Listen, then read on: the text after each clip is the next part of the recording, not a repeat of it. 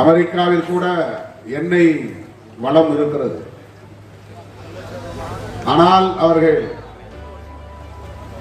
அங்கே இதுபோல ராட்சத கிணறுகளை உருவாக்குகிறார்களா, தோண்டுகிறார்களா, அந்த வளத்தை சுரண்டுகிறார்களா என்று ஒப்பீடு செய்து பார்க்கிற போது அவர்கள் அதை சேமிப்பதாகவே சொல்லப்படுகிறது. வல்லுநர்கள் அப்படி எழுதுகிறார்கள்.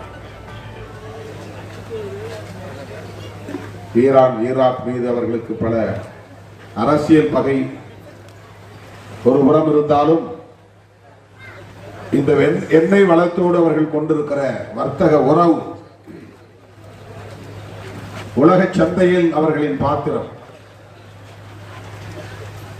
உலக நாடுகளுக்கு அவர்கள் செய்கிற வணிகம், கடல் வழியாக அவர்கள் செய்கிற வணிகம்,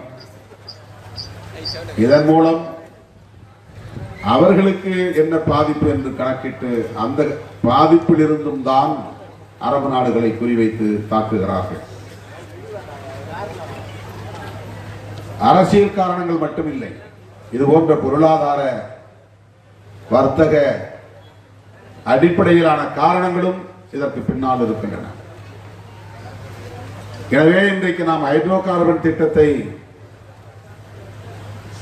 எதிர்க்கிறோம் என்றால் இது வெறும் தற்காலிகமான ஒரு ஏற்பாடு அல்ல. பரங்கிப்பேட்டை வாழ் பொதுமக்களுக்கான பாதுகாப்பு மட்டுமில்லை, அல்லது தமிழ்நாட்டு நலன்கள் மட்டுமே முன்னிறுத்தப்படுவதாக பொருள் இல்லை. ஒட்டுமொத்தத்தில் சுற்றுச்சூழல் பாதுகாப்பு என்கிற கோணத்தில் இருந்து இந்த பூ உலகை பாதுகாக்க வேண்டிய பொறுப்பு நமக்கு இருக்கிறது.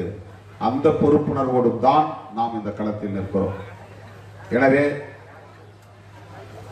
நீங்கள் முன்னெடுக்கிற அனைத்து முயற்சிகளுக்கும் விடுதலை சிறுத்தைகள் கட்சி உற்ற துணையாக இருப்போம் என்பதை சொல்லி, இந்திய அரசு இதற்கான அனுமதி வழங்குவதை கைவிட வேண்டும்.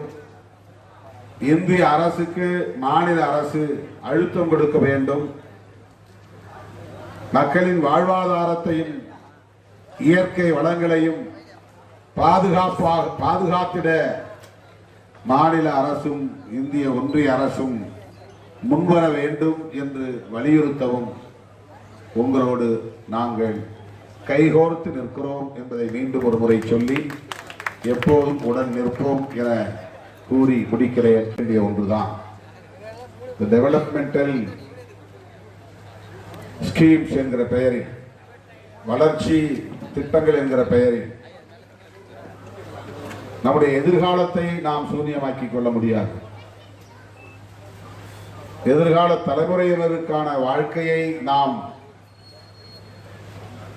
சீர்குலைப்பதற்கு, அழிப்பதற்கு இடம் கொடுத்து விடக்கூடாது. இன்றைக்கு வாழுகிற நமக்கு குடிநீர் வேண்டும், நல்ல காற்று வேண்டும் என்பதற்காக நாம் போராடுகிறோம் என்று மட்டும் இதற்கு பொருள் இல்லை. அடுத்தடுத்து வருகிற வாரிசுகளுக்காகவும் தான் நாம் போராடுகிறோம். சுற்றுச்சூழலை பாதுகாக்க வேண்டிய பொறுப்பு இன்றைய தலைமுறைக்கு உள்ளது என்றால் அது இன்றைய தலைமுறைக்கான பாதுகாப்பு மட்டுமில்லை.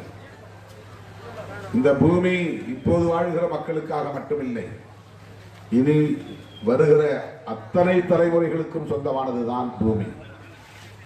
பூமியில் உள்ள அத்தனை வளங்களும் தற்போது வாழ்கிற நமக்கு மட்டுமே சொந்தமில்லை, நம்முடைய எதிர்கால வாரிசுகளுக்கும் இது சொந்தமானது. நம்முடைய வீடுதான் நமக்கு உரியது, நம்முடைய நிலம்தான் நமக்கு உரியது. நம்முடைய வீடு, நம்முடைய நிலம், நாம் சேர்த்து வைத்திருக்கிற சொத்து, இது நம்முடைய நேரடியான வாரிசுகளுக்கு பயன்படும் அல்லது போதும் என்று நாம் எண்ணுவது இயல்பானதுதான்.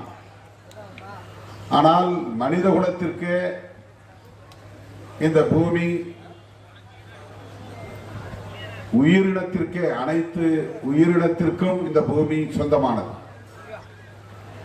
இந்த பூமியில் நாம் கணக்கில் கொள்ள முடியாத அளவுக்கான சாதாரண சக்திதான் பிரபஞ்சத்தோடு ஒப்பிடுகிற போது பூமியே ஒரு தூசி தான். பூமியோடு ஒப்பிடுகிற போது நாம் எல்லாம் கணக்கிலே கொள்ள முடியாத சாதாரண எந்த மதிப்பும் இல்லாத சக்தி தான்.